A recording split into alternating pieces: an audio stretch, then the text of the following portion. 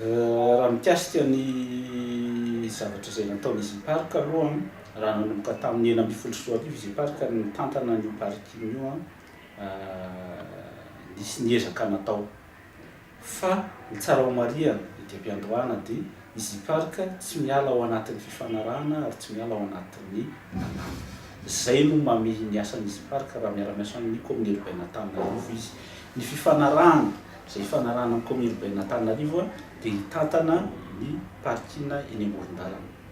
Izany raha ny 2024 no resahantsika zahay ato amin'izy park dia mahita aloha fa ny tombo ary efa manomboka miditra tanteraka ao anatin'ny fanarahana ny fitsipika izay mifehy ny fiantsonana eny amoron-dalana ny fiara mpampiasa parking. Mety misy ny fiara izay tsy manaraka ary zay no antony isindreny mpanao fanaraha-maso ireny manara-maso an'izay fomba fiantsonana eny amoron-dalana zay.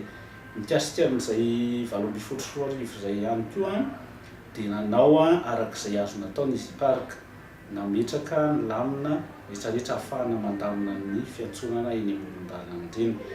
Misy ny zavatra zay napetraka ohatra amin'izany ireny fomba fandoavana sandana parking na sazy amin'ny alalan'ny mobile money ireny.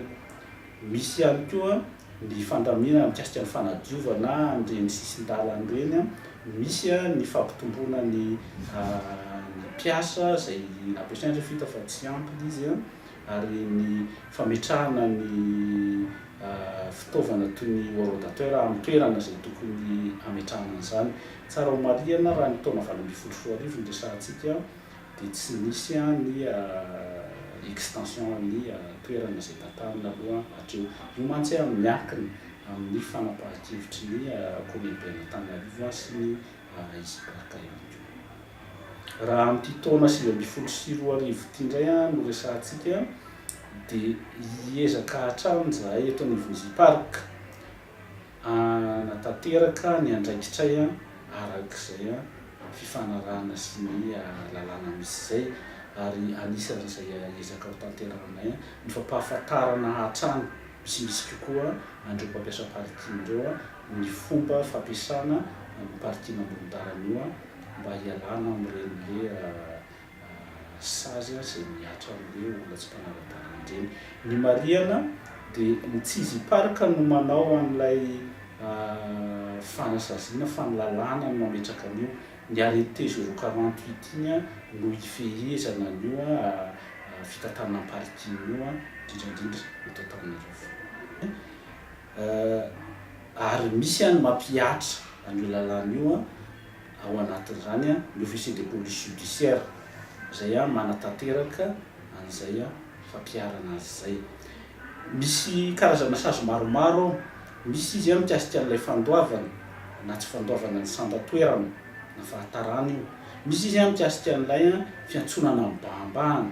Misy izy mikasika an'ireny fiantsonana amin'ny toerana izay tsy tokony hiantsonana ireny na voasazy ireny araka ny lalàna. Dikan'izay dia misy ny mpanao fanaraha-maso antsoina hoe ASVP, agent de surveillance de la voie publique, izay nahavita fianianana andreo teo anivon'ny tribunal manao izay fanaraha-maso zay ary manao ny procès verbal izy rehefa mahita fampikan-dalàna ao anatin'izay asan'izay. Eo eo ihany dia mametraka zareo eo am-parabusy ny fiara ilay antsoina hoe avis d'information mampahafantatra an'izay olona mitondra ny fiara fa nisy fandikan-dalàna natao teo amin'ny toerana io. Rehefa zay ao anatin'io avis d'information io dia efa misy ny référence zay mikasika ny PV io. Raha ohatra ka mahita an'io ilay mpitondra ny fiara afaka tonga dia mandoa avy hatrany lamanty mifanaraka amin'izy ao ambadika io avis d'information io misy an'ilay tableau zay voarakitra ao anatin'ny arrêté 048 io mikasikasika ny sazy tokony aloha amin'izay fandikan-dalàna natao. Ao aorianan'io raha mbola tsy misy zay fandoavana lamandy zay dia mandefa ny lettre de contravention par courrier any amin'ny tompon'ilay fiara ny officier de police judiciaire. Ny information dia avy ao amin'ny centre d'immatriculation no ahazona azy. misy demandy atao ary zay no ny fanarahana no demandy no livony mpitatana dia mamoaka ny information arak'izay angatahany arak'izay demande nataony ny avy amin'ny centre d'immatriculation dia adresseny io any amin'ny tompon'ilay fiara. Mety tsy ho tompon'ny fiara ny chauffeur-ny fiara io fa any amin'ny tompon'ny fiara avetrany ny tonga ny lettre de contravention. Ary eo no somary mampametraka olana indraindray satria ho antsika eto Madagasikara misy le olona le tsy manao mutation reny, lasa any amin'le tompon'le fiara efa taloha lay lettre de contravention satria zay zany ny fantatry ny fanjakana fa misoratra amin'ny fiara io, nefa teoriana efa vidina olona hafa le fiara fa tsy nanao an'le mutation izy amin'izay fotoan'izay. Any amin'ny tompony taloha no mandeha ny lettre satria zay no misoratra ao anatin'ny carte grise. Dia mety zay no antony mampatonga le hoe tsy tonga any amin'le olona le taratasy fa amin'izay fotoan'izay misy traitement manokana atao mikasika an'izay lafiny zay. Mikasika an'le hoe fananina izy no tambatambatra arak'le voalazako teo misy avis d'information efa mipetraka eo amin'ny pare-brisen'le fiara. Mety tsy mbola ho alohan'le olona iny mety efa voasazy indray izy ao aorianan'izay, mety zay mampitambatra azy. Fa ny tsara homariana koa ny ao anatin'io karazana fanasaziana io dia misy ilay antsoina hoe majoration tataotsazy.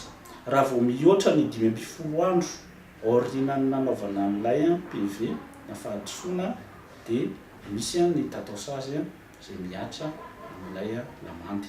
Dia aorian'izay koa 5 andro dia misy ilay tataotsazy.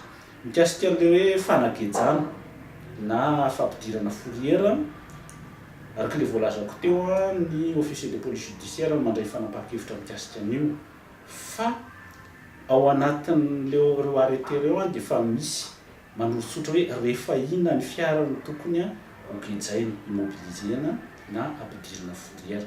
Tafiditra ao anatin'io deuxième classe ao anatin'ny infraction, zany hoe manao stationnement mibahambahana na manelinkelany hafa. Tafiditra ao anatin'io ny fiantsonana eny amin'ny toerana zay tsy tokony hiantsonana, mety tonga dia ho bataina avy hatrany makany amin'ny fourrière arakaraky ny fanapahan-kevitry ny officier de police judiciaire. Ohatra ihany koa lay sazin'le olona, le fiara tsy hoentin'le tompon'le fiara fa hoentina chauffeur na olo-kafa dia tsy ampisehony an'ilay tompon'le fiara ny avis d'information zay mipetraka eo amin'ny pare-brisen'ny fiara isaky ny mahavita PV afenina. Ary anisan'izany io koa ohatra rele miantso an'le mpanao alefalefy reny dia omena azy ny vola, fa tsy le tompon'le fiara no mandohan'izy mivantana eo amin'ny rodateur na amin'ny alalan'ny mobile monnaie mivola ohatra. Dia rehefa avy eo rehefa tsy alohan'le mpanao alefalefa akory le sandan'le toerana fa tazominy le vola, dia rehefa tratran'ny PV le fiara dia alainy zareo le taratasy dia afeniny tompon'le fiara. Mety anisany mampatonga an'ilay hoe fa manina no tambatambatra le infraction nataon'le fiara zay vao fantatry ny tompon'le fiara. Fa misy koa mety manao fanahinina mihitsy hoe tsy andoha dia mampitambatambatra an'izy ihany koa zay. Inona ny tena olana sedrainareo amin'ny sehatry ny asa atao amin'izao? Olana amin'ny sehatry ny asa amin'izay agent SVP ny Ezipark tsy dia misy. Ohatry ny asa rehetra ihany ny asanay, rehefa mijoro amin'ny marina sy ny lalàna, ny fitsipika, hijoroana, ny rafitra dia mandeha tsara ihany ny asa. Manao ahoana ny fifandirana amin'ny karazana olona hoe tsy mety mandoha volana ohatr'izao? Mbola velika any le izy lalàna dia ny olona tsy maintsy misy foana tsy faly, dia mipetraka foana ianao amin'ny lalàna dia mipetraka amin'ny andraikitra anao ao anatin'le asa ianao. Efa nisy fotoana ve nareo nahazo fanopanana hoe fitenenana ratsy ny teny mahery vaika avy amin'ireo mpanjifa reo? Iny tsy maintsy misy tsy ilaozany foana fa amin'ny ankapobeny efa le izy moa sady fampianarana ihany, fampianarana ny mpanjifa, ny parking, ety andrenivohitra, sady fampianarana ihany le izy dia mampianatra. Dia rehefa manomboka zatra zao ny mpanjifa dia tsy dia misy loatra ntsony hatretin'ny olana.